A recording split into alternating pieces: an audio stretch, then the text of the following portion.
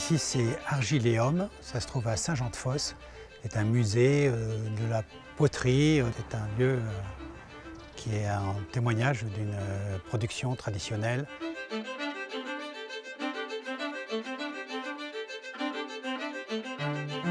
Moi, j'étais invité à venir exposer dans ce lieu parce que j'ai un travail qui est en grande partie céramique.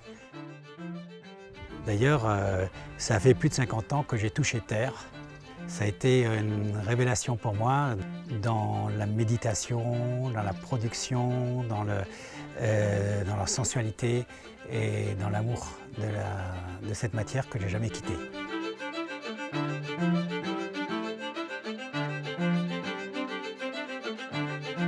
J'ai monté cette exposition que d'argile et c'est pour ça que j'appelle le retour à la terre, parce qu'entre-temps j'ai fait quelques infidélités là à l'argile quand même, quelques toutes petites. C'est-à-dire j'ai travaillé avec d'autres matériaux, béton, cristal et surtout bronze.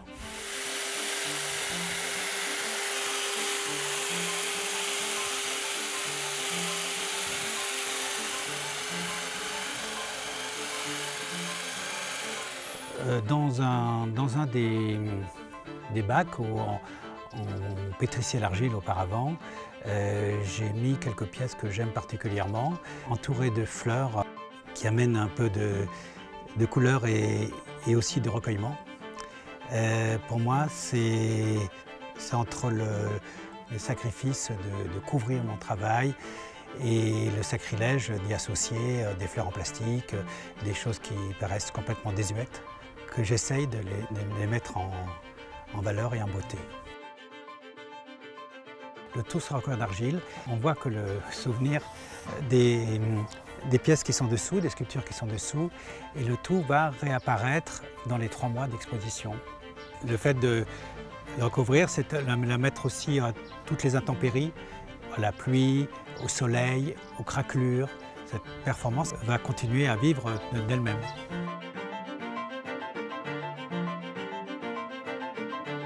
Alors je recouvre mon travail pour créer une intrigue. On ne peut pas tout voir pour l'instant. On ne verra pas tout. Chaque jour, le travail sera différent et sera vu différemment.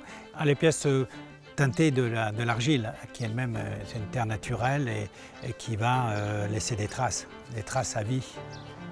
Et c'est une façon de faire disparaître ces pièces que j'aime beaucoup. Les pièces seront transformées par l'argile, les pigments de l'argile et par le soleil, par tout ce qui se passera avec tous les éléments.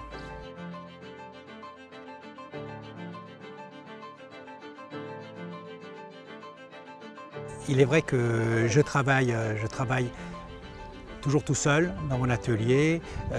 J'ai une grande solitude et puis là c'est un peu ma récréation. J'ai besoin de me mettre en danger, de me mettre dans ces situations de perdre quelque chose. Ce sentiment-là, de perdre mon travail, de perdre mes œuvres et dans l'espoir de les retrouver.